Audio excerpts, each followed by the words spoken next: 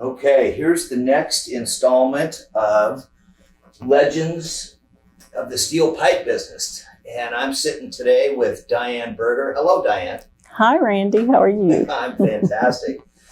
Thank you so much for taking the time with me today. Today is Tuesday, March 10th, 2020.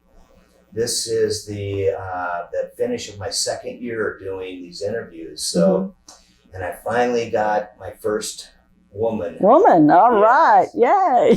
Right. So hopefully this will build some momentum on this. So the first question I wanted to do, Dianne, is really tell me about how you got into the steel pipe business. You know, when was that? What company were you with?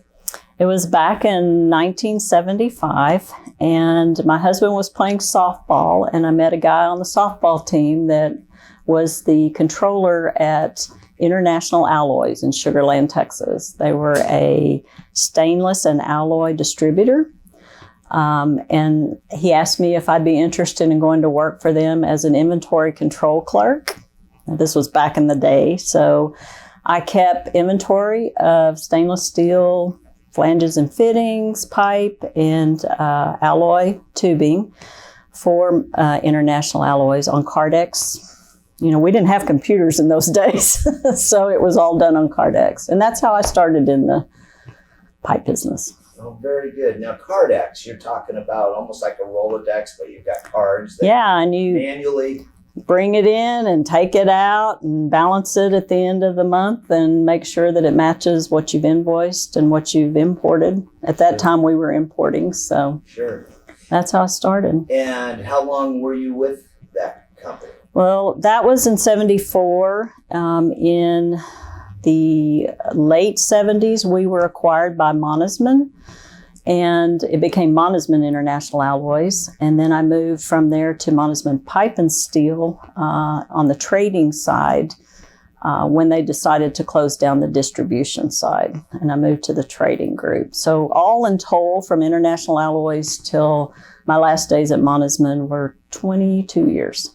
Oh my, that's a long stretch. Yeah. And during that time, I did a lot of things other than pipe because I also, that's where I kind of, back when I first met you, we had the exclusivity for Geneva Steel out of Utah. And I worked in the steel Geneva side and then also on the line pipe side. And that's where we came into contact the first time. That's right. I remember that now. I mean, the company I worked for then was Comco Pipe and Supply. And we basically got all the whip and salvage grade pipe out of there. Those are good old memories. Yeah, they are. Long time ago, though. So what were some of your other positions that you held with the Monisman team over 22 years? Okay. There had to have been a growth there. There was, definitely. I moved from the accounting department, which was inventory control. I was given an opportunity to move into inside sales. And then I became inside sales manager for the Geneva Steel products, and that was flat roll. From there, I moved on to the line pipe side and handled the Geneva Steel line pipe and stayed there until Monisman Pipe and Steel was actually shut down. And that's when I joined the Greeks, where I'm at today. So really only worked for the Germans the first half of my career and the Greeks the second half. Isn't that interesting? Yeah. My goodness. So you, like you said, basically have been working for foreign companies your entire career. And that's correct. Is my math right? We're talking 45 years? Yes, that's correct. I started when I was a baby. I understand. I believe it. Well, that's great. What,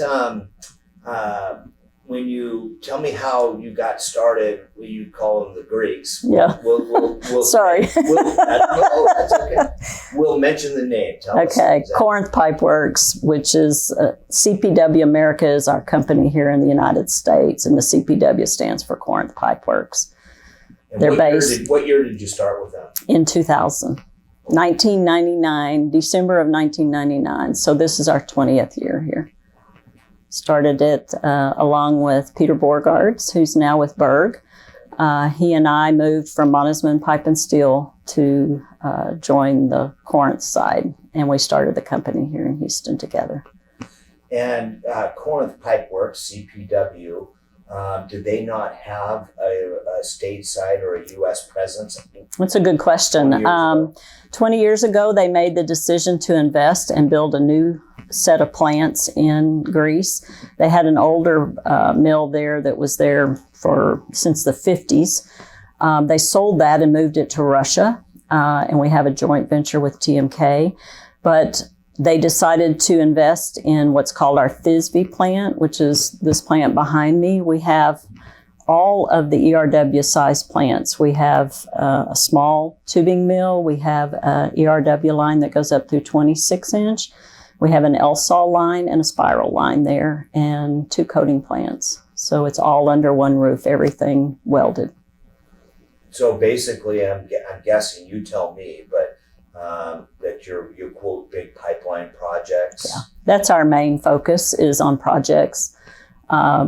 When they made this investment, they knew that they were going to need to touch on the U.S. market. That's when they came to us and asked us to start the office here. Because of the tonnage and the amount of investment that they had there, it wasn't going to just be for the European market. But that's been our main focus since day one, was getting on every AML that we could with all the major oil and gas companies, and we've been quite successful. And now, we're expanding even more here in the U.S. as well. In what way? Tell me about that. We recently bought 20% share in the old Belleville tube plant, which is an old U.S. steel tubing mill here right outside of Houston. And so that was our first investment in the U.S., and we plan on others going forward, mainly because of the 232 and the trade actions. It's very hard to be an importer these days. So we knew that, it's what Trump wanted. He's got us investing here in the United States. Well, that's fantastic. And getting into oil field tubing, 2 3/8 through 4.5, Mm-hmm. is that kind of a new sector for you guys? It is a new product. We've carried casing out of our plant in Greece before, only 8 5/8 through 13 3/8, just pure casing. But now this is a little bit more of a specialty item for us. New venture, new product. Yeah. Let's get that oil price back up. Huh? Please. That's great. Well, one of the things that I also like to ask everybody is the changes that we've seen in 45 years. You talked and touched on the Cardex system. What are some of your fond memories of, graduating into newer technologies? Well, the big thing is I remember in those Cardex days we had telex machines, fax machines were used as a regular way of getting things out there, but mostly on the telephone. You picked up the phone and spoke to people. Obviously now everything's done digitally. I have 2 screens on my desk. Back in those days, I didn't have any screens. We didn't even have a computer in our office when I first started. So, you used your mind a lot more. A 10 key was the machine of choice, I guess you would say. So huge differences now. Come a long way as far as how we communicate, email. I can't even imagine back in those days. Now I come in, I have 40, 50 emails a day, and you move through those and it's just a part of the day. So yeah, huge difference. But it also has opened up your communication. Now you can reach out to people all over the United States or South America, Canada. Whereas before you either had to get on a plane and go see somebody or try and find them through the telephone. So it's definitely a lot easier to communicate these days. Right. And did you guys actually have your own telefax or we had machine in your office? Yeah, we did. The one with the ticker tape thing that, came out. And I remember we did a lot of business in Mexico at that time when I was at International Alloys, and we had to do all of our communication or confirmations per se on those telex machines. And they were, it was like,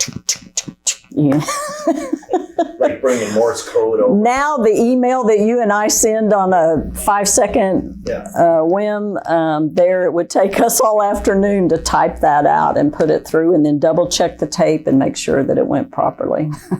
It's kind of crazy. That is crazy. And of course, we touched on the computer world and how that has changed. The industry. Of course. I mean, it's just amazing. A lot of the young people that work for us here in the office, I learn something from them every day. Excel and, programs that I never thought I would even know how to operate, but now they're just a part of everyday business. Thank gosh for the millennials. Yes, that's true. I learn every day. I understand that. So, how about some of the more memorable characters that you've worked with in the industry? My most fondest memories are all my customers. In the early days, I spent most of my time with the distributor base. It's how I met you and so many people that are a part of the NASPD. Back in those days, I worked with, it was Wilson and Pioneer and some of the big buyers on the steel side as well. And I think back when I saw your list of thought questions, I was thinking back about there's a lot of characters, a whole lot of characters. Most of them are still somewhat involved in the business, but not necessarily, on a day-to-day business type. I learned a tremendous amount and had a lot of fun with my Greek and my German colleagues as well. That was some of my most fondest memories. Sure. And a lot of the people that I worked with at Monisman are still in other companies now. I see them all over the place. Tenarium, Christian Volker, who was one of my bosses at Monisman. He now works for DeFerco. Still very much involved. Chris Offsenar, who is a good friend of mine, she works for SSAB. So a lot of ties throughout the industry altogether, and love just catching up with everybody. Sure.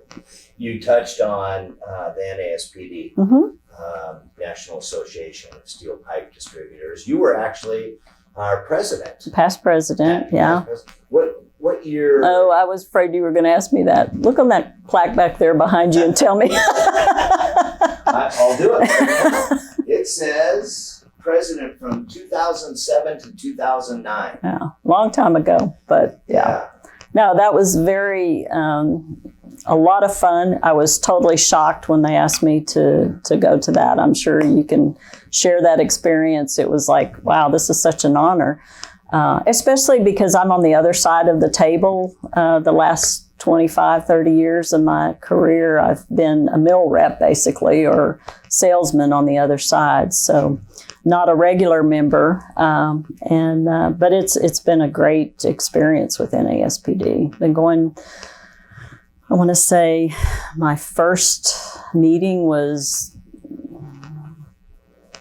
late 80s. Early 90s. I remember it was in Chicago. I do remember that. And I remember the first person I met was Don Karchmer. Is that right? Yeah, and he was a kid then. You can imagine. So, but no, lots of good memories, lots of great venues and lots of fun. Yeah. Thinking back to those earlier days with NASPD, and do you have a favorite one that kind of sticks out in your mind, a meeting that was maybe in a special place, or just a memory that really sticks Two out? of them that I remember. One was when my daughter was only 4 or 5 years old. We went to Florida to Disneyland. And I remember that was a lot of fun, not just the meeting and getting to be around everybody, but also tying in the Disneyland experience with that. That was a lot of fun. And then the other one that stands out is when we went to Cancun. I don't remember what year that was, but when we went to Cancun, and that was a pretty cool venue. It's a lot of fun. I remember that one as well. Yeah. And it was, I remember never seeing whiter sand or bluer water. Yeah.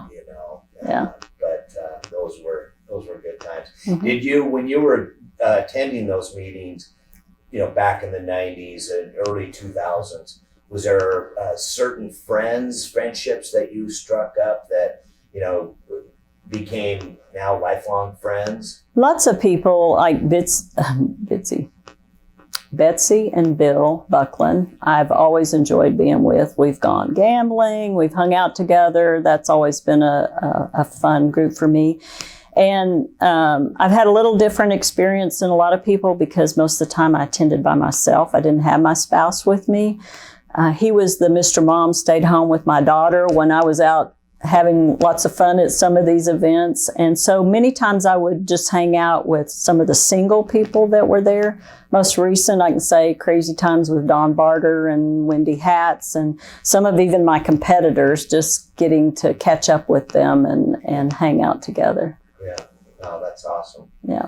I know a lot of people talk about lifelong friendships. Yeah. That they've struck up with people from going to the Yeah. conventions. So, anything else stand out with you with the NASPD that you would like to share?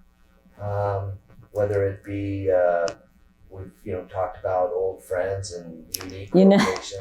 One of the things that I actually picked up and learned a lot from NASPD was being a part of the different committees and working through the board of directors and being taught by Gerald how to run a meeting and that sort of thing. Now I'm on 3 boards of directors and that really benefited me from a professional standpoint. It's not something you do on a day-to-day basis, but getting involved and having those kind of experiences, you learn a lot.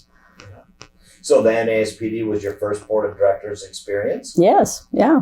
For sure. Oh, that's awesome. And it really has helped over the years, just understanding how the mechanics work and the rules. The Robert's rules. Yeah, I'm in the process of honing my skills on that myself. So, well, if you could go back in time and, telling a young person coming up, in the steel pipe business, what would be, some of the advice that you might give that young person?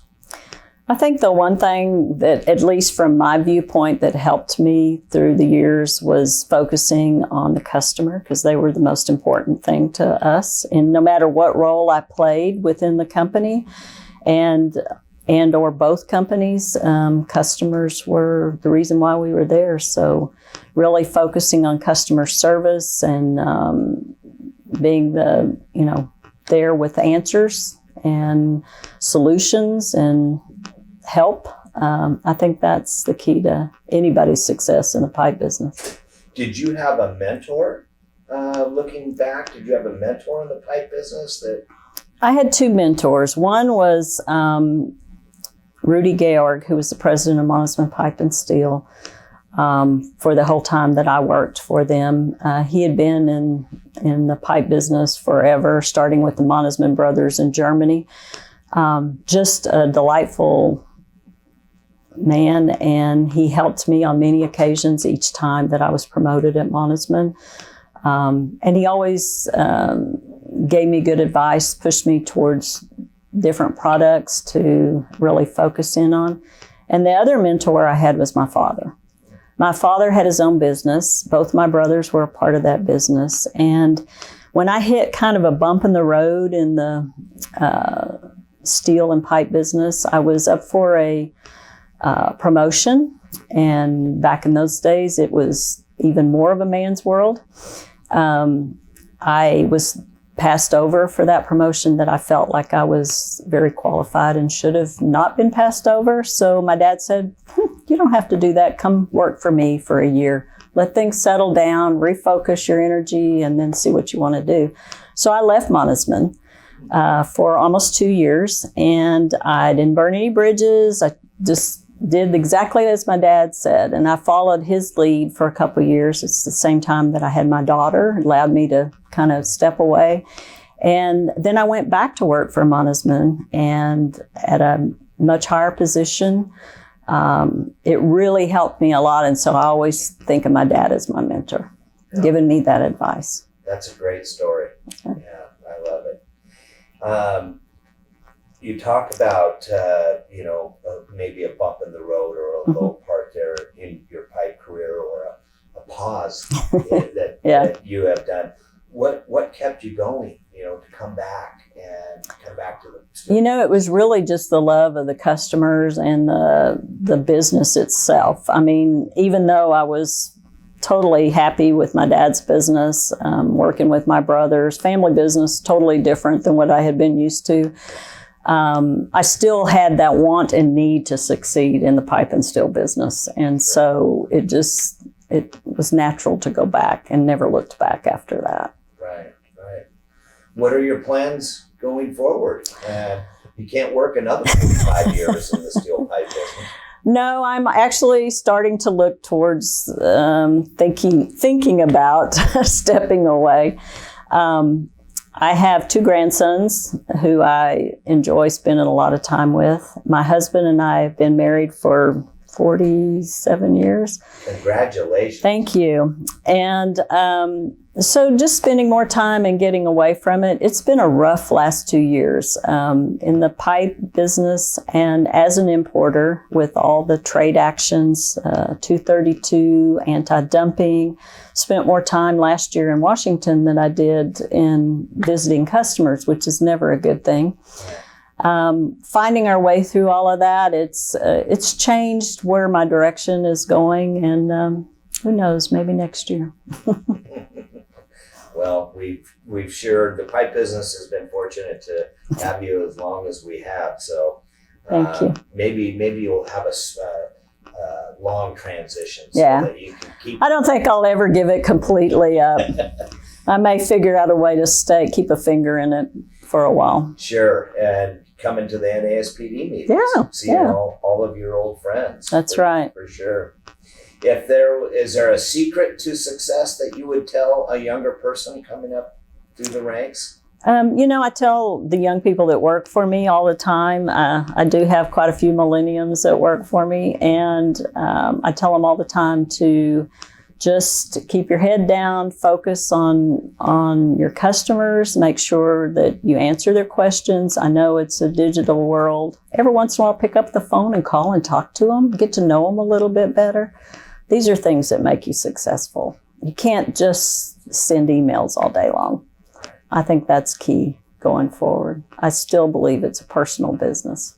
That's why I enjoyed it so much for so many years, because it is a small knit family. I mean, when you go in a big room, say with an NASPD group, and you look around, you think, wow, these people, it's not massive. It's not thousands and thousands and thousands of people. It's more of a small industry, and that's what I try and get them to focus on. Keep it personal. Very good. Thank you for those. Are wise words. Very wise words. Besides your career, what are other things are you most proud of, or what gives you a lot of joy or satisfaction outside the pipe business? I know you touched on your grandkids. Yeah. What are some of the other things?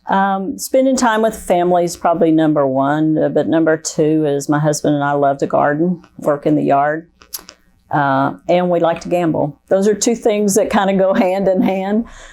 We enjoy our time, just the two of us, traveling, going gambling, but also working in the yard. I don't think, other than talking to customers and meeting people, having your hands in the dirt, I think, is one of the best ways to clear your mind and your soul. That's awesome. I mean, there's great people in my past that I've worked for. Some of them still here in the business, and some of them passed. Yeah. But all in all, the only ones I could think of that I didn't mention were Frank Bocolo, Kristen Volker, Peter Borgards. These are all from my Michael Herminghaus, all from my Monisman days. Sure. And now working for the VO Halco Group has, expanded my friendships and colleagues overseas. Into Greece, and that's been a fabulous place to have to go to work every once in a while. Fantastic. Thank you so much for your time today. Thank you. Greatly appreciate it. I'm really proud that you asked me. Oh, well, absolutely. I'm sorry it took so long. All right, Diane. Thank Okay. you. Thank you.